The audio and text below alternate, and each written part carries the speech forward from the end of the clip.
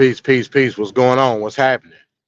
MD's thought box, man. Checking in real quick. As a prelude to TFP tonight. Tape Fist Politics tonight.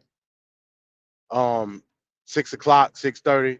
Well, we'll get the time right. Make sure we post it. Straight Talk Society. You know what I'm saying? That's where I'll be at tonight.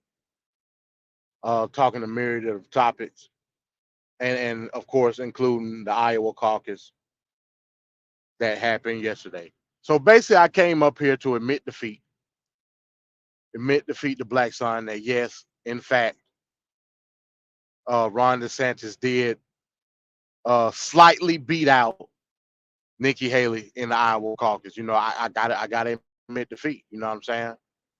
I gotta eat that crow. So, but if we're gonna look at it in the realm of the overall outlook of what the Republican Party sees, to me, it's telling. It's telling that essentially with Trump getting 51% in the caucus, that uh, the average Republican, or let me not say the average Republican, but the voter base of the entirety of the Republican Party is split.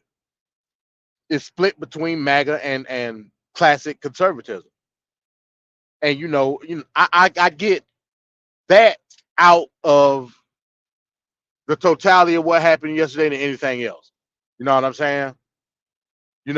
I was thinking maybe Trump was going to win, and we're going to talk about the weather too. The weather played a lot in that, but even with the low, and we also going to talk about the numbers in terms of the total voter base that showed up in Iowa yesterday. We're going to talk about that too, just a little bit. Like I said, I ain't going to be on here for too long because yeah, it's jacked up. Hey, shout out to everybody from Birmingham all the way to hell Memphis. Even going uh farther west than that, like in Arkansas and up toward Nashville and all them. They getting rocked right now. Well, it's over with as far as the storm that came through, but so right now I'm in Birmingham, Alabama, but the person or the place that I was supposed to get unloaded at, they not even open today because of the storm that happened last night. So I'm pretty much screwed for the day. You know what I'm saying? I'm actually headed back to Atlanta. Well, I'm about to be getting ready to head back to Atlanta now. But I just wanted to come on and chop it up just real fast, 15 minutes maybe, and talk about what happened in Iowa yesterday, and also talk about a news story that I just heard, which is damning to Greg Abbott and what he's doing. But yeah, it's jacked up in the South right now. Luckily, Georgia, for the most part, in the Atlanta area, really didn't catch it like that. It rained last night, but as far as like ice and everything, we really not seeing that in that area. So that's good. But in Birmingham, like it was bumper to bumper traffic, cars and ditches, like everywhere you went, like it was jacked up. And of course, playing into and I won't necessarily say it's a stereotype, but playing into the fact that the South just don't know how to brace for impact when it comes to winter storms. Like, it's almost as if we retarded. You know what I'm saying? We know the shit is coming, we do nothing, and then you get a shit storm like what we got in Birmingham right now and other different places in the South. It's fucked up. So they turning me around. I'm headed back to Atlanta, and I guess I'll start over tomorrow. But in any event, um, so the Iowa caucus again. Shout out to Andrew Snuff No 7. The Iowa caucus. So first and foremost, let's get this out the way. It was reported that this Iowa caucus, is the lowest turnout ever in the history of the Iowa caucus, and that's pretty bad. Again, I understand that peace. What's up, GTO?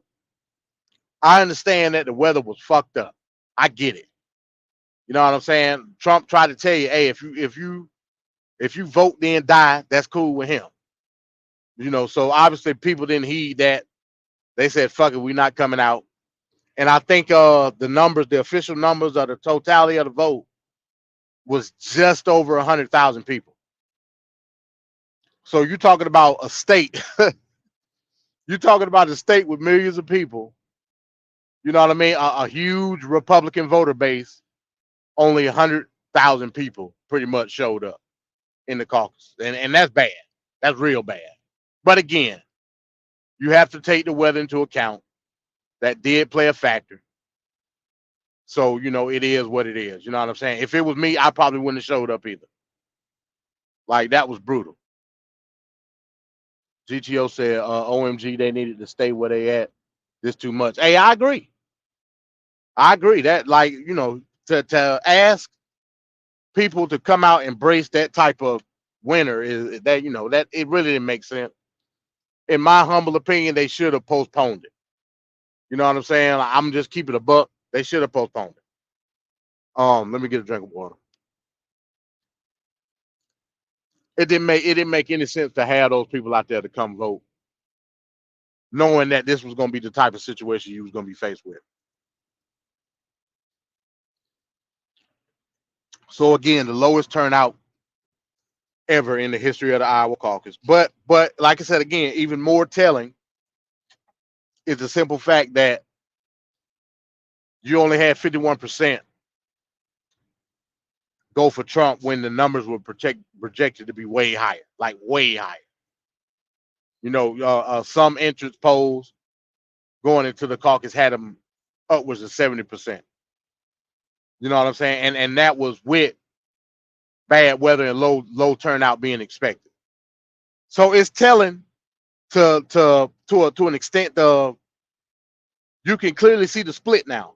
You can see the split now between the new generation or MAGA and the old guard when it comes to conservative Republicans. So just to break down, let me go to it. Where am I at? Just to give a quick breakdown, again, Donald Trump was at 51, DeSantis at 21.2, Nikki Haley was at 19.1, which pretty much a tie. But if we're gonna break it down number for number, Ron DeSantis did win. And then of course Vivek was at 7.7. You might as well say 8, right? A couple more exit polls that I saw. It said amongst older voters, Trump won that. Amongst younger voters, Vivek actually won the young vote, which is crazy. You know what I'm saying? But they were saying the young vote only 10% accounted to all voters.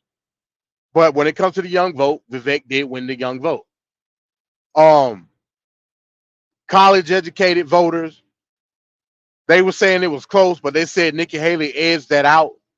She definitely edged it out when it came to advanced college educated, like your PhDs, your masters. You know what I'm saying? Basically your doctorates and your masters. Nikki Haley won that demographic. And yeah, it's telling, and it lets you know.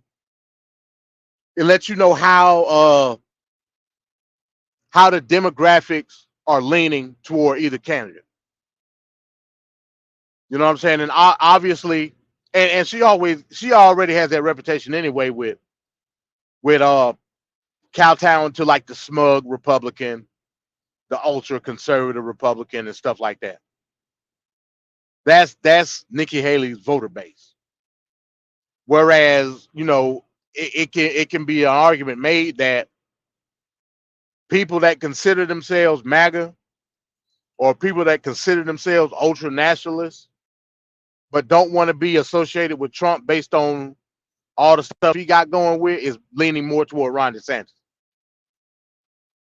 Like Trump even said it himself.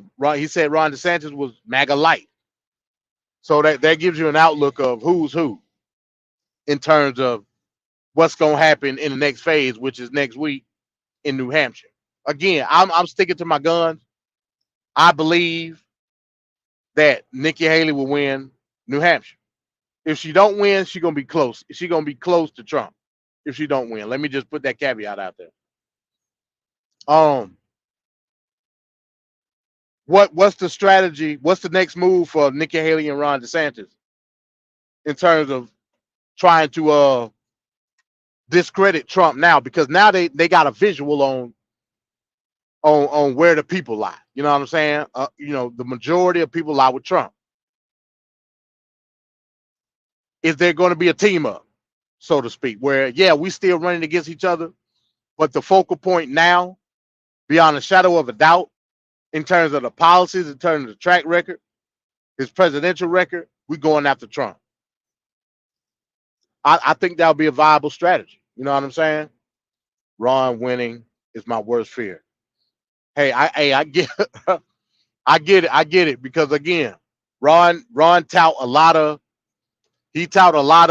reactionary policy. I understand, especially when it comes to stuff like women's rights and stuff like that. You know what I mean? So I get you. You ain't gonna get no argument from me about that. In terms of Vivek, with Vivek dropping out last night, I mean the writing was on the wall. We discussed this yesterday on the arena. That was my prediction. That Vivek was gonna get out of here. Vivek shamed himself. He fumbled the bag. He went in face first, eating the ass of Trump, and it backfired on him. You know what I'm saying? It backfired on him like bad, real bad. So even if he would have had a better turnout tonight, I still think the writing was on the wall on the wall with Vivek. Like he fumbled the bag like severely, and he knew it. So he said, fuck it, let me just go on, suspend my campaign and endorse Trump. That's the best I can do right now. For whatever face that I can save at this present moment, let me just bow gracefully. You know what I'm saying? That way he can save face from a political end and still eat the ass of Trump from a side chick or a sidekick wingman type position. And maybe, just maybe, he can get back in the good graces of Trump at some point in time from now to November. You know what I'm saying? So that's the way I look at it. Again, it may be a situation where Trump just say, "Hey, look, like fuck you to the ends of the earth." You know what I'm saying? I can see that because it's Trump, and ain't nothing else you could do. Nikki Haley again. Like I said, Nikki Haley has been the strongest in New Hampshire so far. Again, given my prediction, I think she will win New Hampshire because that demographic is strong, strong, independent or moderate conservative. You know what I'm saying? And they tend to lean more toward that particular demographic. Tends to lean more toward Haley than anything else. Another person that was doing well in New Hampshire was Chris Christie. So those people that were initially gonna vote for Christie, they already in bed with Haley. So that's a wrap. Ain't no going to Trump. Not with that particular demographic. So that's why I believe she'll win New Hampshire. Again, if she don't, it'll be close. A close second with Nikki Haley. I don't think people like Ron DeSantis stand a chance. Like I don't see it. You know what I'm saying? His nationalistic viewpoint is too radical for the average New Hampshire Republican or independent voter. That's just my opinion. Um, yeah. So that's my take on the Iowa caucus, man. Like I said, I gotta eat crow. Shout out to Black Son, he predicted correctly. DeSantis airs it out, not even by 2,000 votes. That's how razor thin the margin is in terms of me. It's a virtual tie to me, but the numbers say Ron DeSantis had more votes. Not like I said, not even by 2,000 votes. So kudos to him for predicting correctly. Now let's get to Greg Abbott. So a report came out this morning. Shout out to Sculptor. I like Ron till he betrayed Trump. Betrayal. I don't know what he could possibly betray somebody on.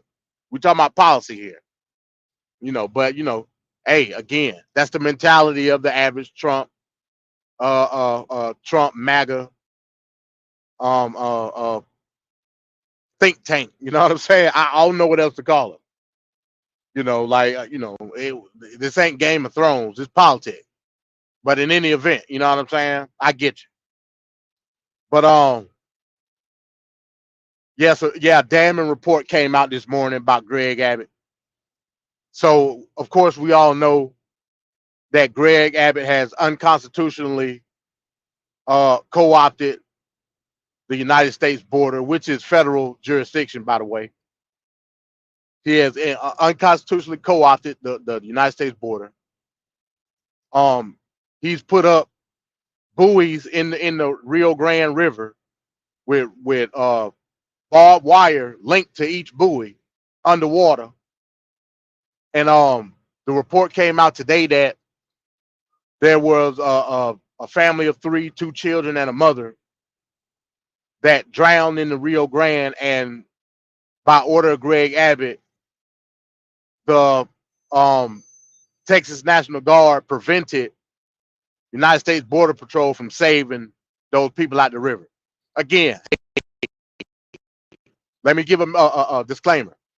I'm all for border control in the aspect of legally restraining an illegal from coming into the country. As it pertains to the asylum crisis, there has to be a more better bureaucratic way of restraining these people and holding them until they can get the proper documentation. That's my opinion. Nobody else's. That's my opinion. When you deal with something like Title 42 that Trump put into place, he did it based on the fact that COVID was going on at the time. Title 42 was never intended to be permanent. It was impossible.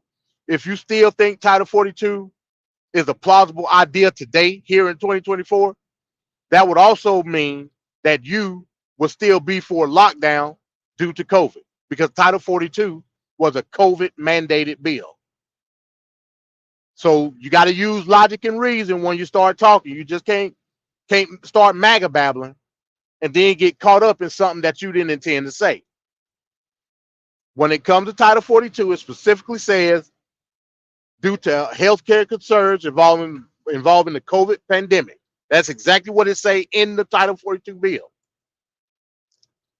So when a person come up to me and say we should still have Title 42, then at the same time I must tell you to put your mask on, because by default you still believe that we should be in lockdown due to COVID-19 by default.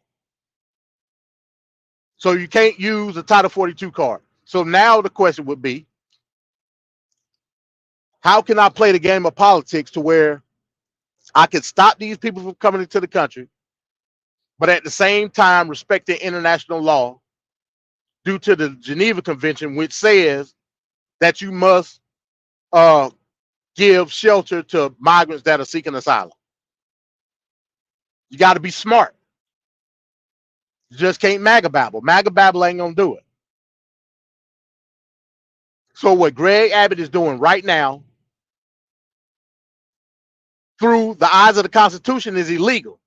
From the superiority clause, what the United States Constitution says, that ultimate say within the borders of the United States goes to the federal government, not to the Texas state what you call it, National Guard. They're illegally co-opting the border. And remember, I'm the political prophet amongst men. I'm calling it now. Don't be surprised if federal charges are filed against Governor Greg Abbott in Texas.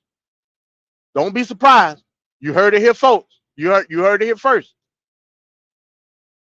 Don't start trying to MAGA explain and say it ain't right when I'm sitting here telling you what the law is. So expect the result. Just expect it. 3 people just died and were denied emergency rescue by the Texas State National Guard through order of Greg Abbott. I'm just telling.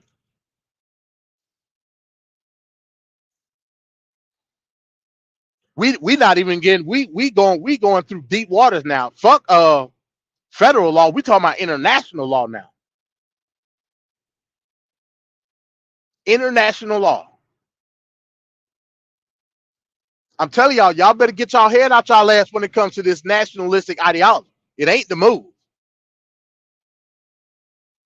It's not the move, no way, shape, or form. And I'm gonna have to do a breakdown on where the America First ideology come from, because it's deeply rooted, believe it or not, in Nazi culture, and I can prove that. The first America First movement was during the time of Nazi Germany. I can prove that through history. This shit goes deep. So you got to take a step back at some point in time and say, damn, like, what am I doing? Is this the right ideology to have as an American citizen? Like I said, border control, I'm all for it. Don't get it twisted. But you got to do it the right way. But a person like Greg Abbott will do something reactionary based on what he think the will of the people is, quote unquote, and saying fuck what the Constitution say, fuck what federal legislation say, hell, fuck what the Geneva Convention say. Fuck that too. You can't do that, folks. You just can't do it. So once again, I am the political prophet amongst men. Don't be surprised somewhere in the near future that charges will be filed against Governor Greg Abbott for what he's doing on the border right now. In layman's terms, he has commandeered a portion of the United States border to Mexico. And that, my friends, is illegal. Illegal as hell. The United States border is not a state jurisdiction. It's just not.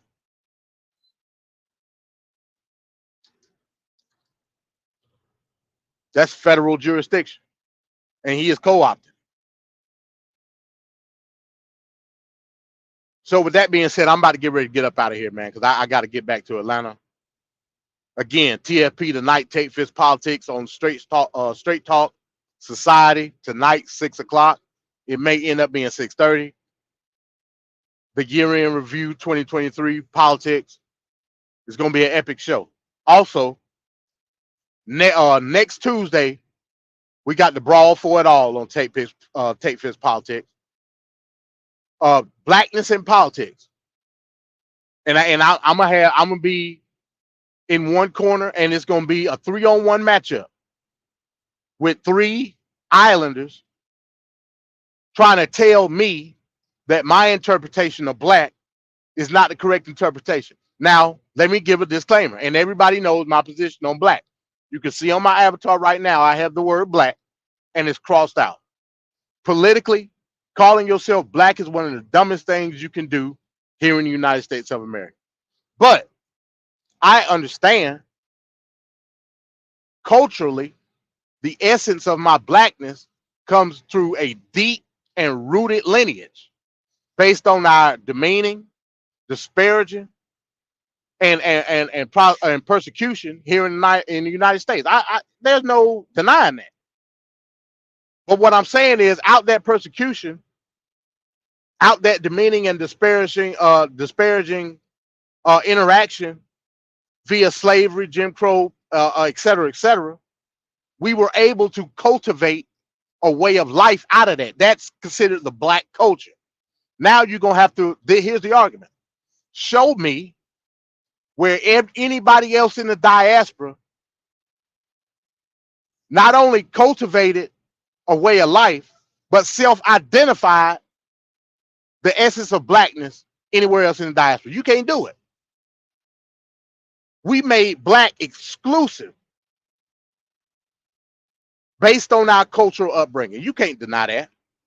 So when I say nobody that's culturally well, let me say culturally black is the way that I identify blackness in America, means that it's exclusive to black Americans. And furthermore, the more rooted you are in the original habitat of said blacks, i.e. the South, the more black you are. So me, a person being from the South, that's still culturally connected to a lot of things that other people that migrated out of the South ain't, that makes me more black than you. Now, somebody else would have a different interpretation of black. And you know what? That's the beauty of being an individualist. I can't take your blackness away from you because your interpretation of what black is different from mine. I can't do that. I have no right to do that. But that goes to show you when we include social ideology in the essence of blackness, that's how you're gonna get your different interpretations.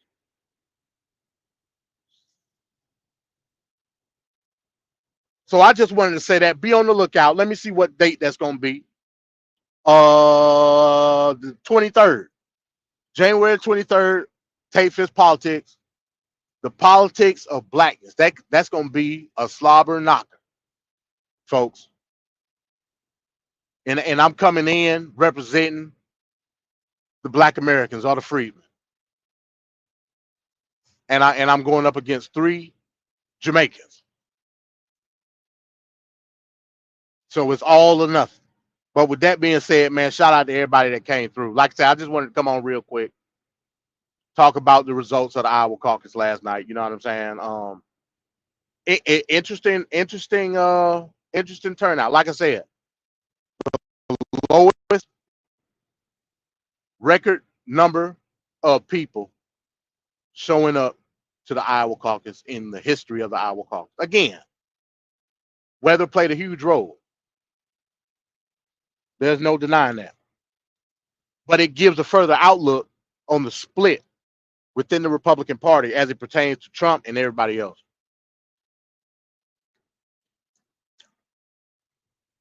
And it's going to be interesting to see what happens next. Who's going to get that 8% from Vivek? Take that in consideration. Who's going to get it?